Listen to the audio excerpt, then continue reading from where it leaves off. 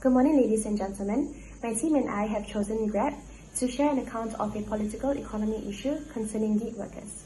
My team consists of myself, Radia, Skylar, William, and Priscilla. Here are the contents we'll be covering for today's presentation. Since 2020, platform-based gig workers have staged at least 20 protests within Southeast Asia, showing a growing level of dissatisfaction within the gig economy. Indonesia in particular has shown the most active gig worker movement, especially last year between August and September. In September 2025, more than 2,000 gig workers participated in its first major rally. They demanded the resignation of its transport minister and the creation of new laws. These laws include reducing the amount of commission taken by ride-hailing platforms and demanding protections such as insurance for health, work accident, unemployment, as well as old age security and employment status. After much discussion and debate, a draft decree was considered by President Prabowo Subianto in January of this year. The plan includes reducing commission caps of platform operators from 20% to 10% and increasing financial and social benefits for gig workers. So, amidst these events, what are the root causes of this issue? Firstly, gig workers lack legal protection and status due to their identity as independent contractors, which means that companies do not provide benefits such as compensation and insurance. As for Indonesia's case, gig workers are not covered by any employment-related legislation where they can seek labor protections. An example of such legislation would be the Platform Workers Act, which was recently passed in Singapore. As a result, workers experience financial vulnerability and have to bear full risks such as road accidents and vehicle breakdowns, and without a legal channel to challenge these treatments. Secondly, this issue is due to a lack of transparency between platform operators and gig workers.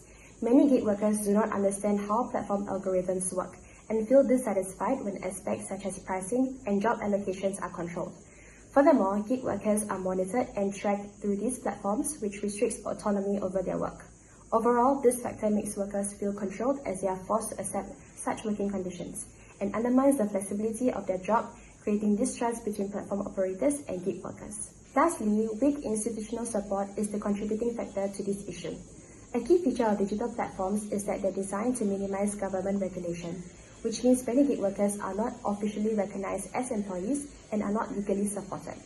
Because of this, workers are excluded from bargaining rights and thus do not have avenues to demand changes or express work challenges. Without the support of the government, policies for gig workers are slow to develop and remain unresolved.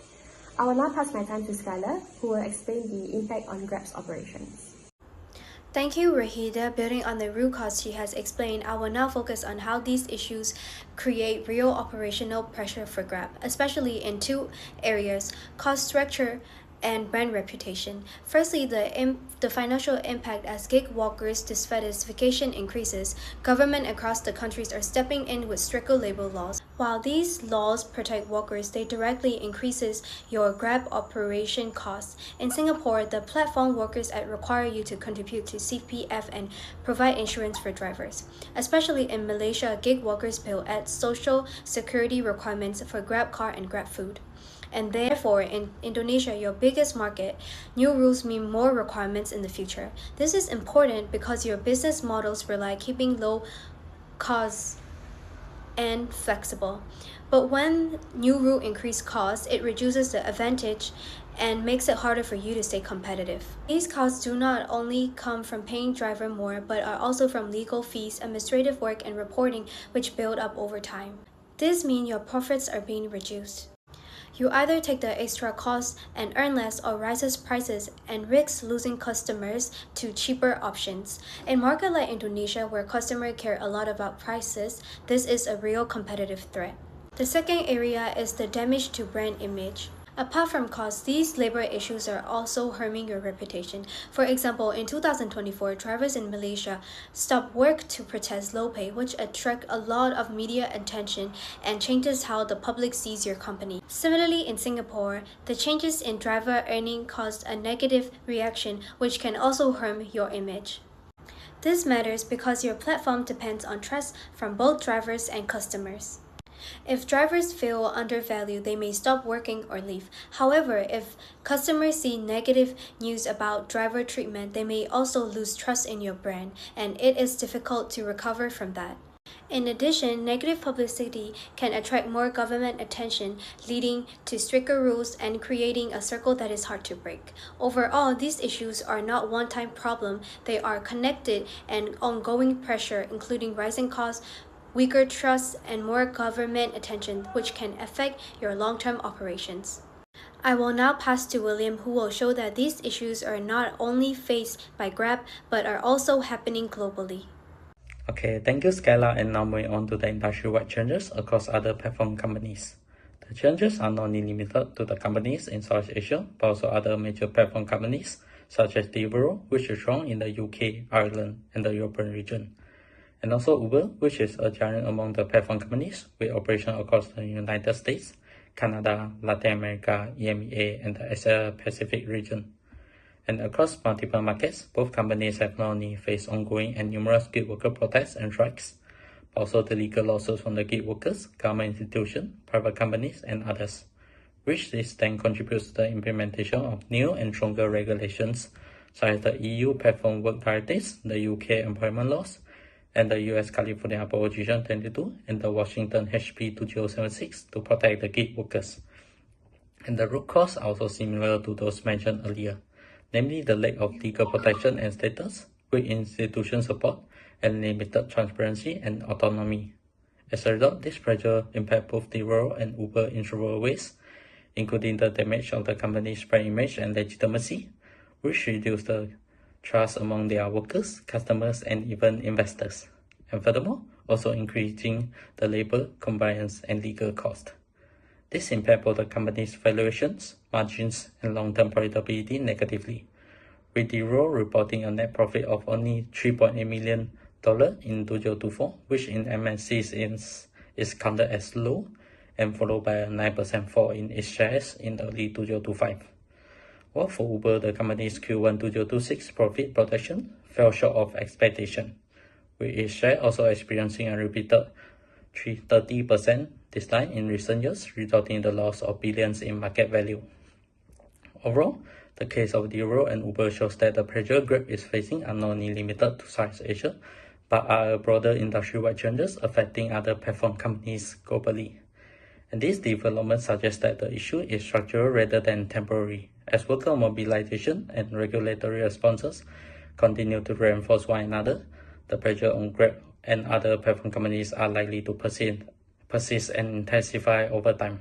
Lastly, for the next part on the strategy importance for Grab, I'll be passing to Priscilla. Thank you.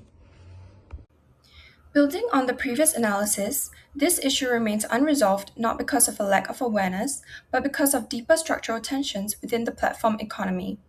This persistence can be understood through the interaction of regulatory systems, competing priorities, and shifting social expectations. From a regulatory perspective, labor laws remain fragmented across Southeast Asia. Each country maintains its own framework, creating inconsistent rules and ongoing uncertainty for your operations across markets. At the same time, governments face a structural trade-off. While there is increasing pressure to improve protections for gig workers, platform firms also play an important role in employment creation and economic growth. This creates hesitation to impose strict regulation, allowing the issue to persist over time.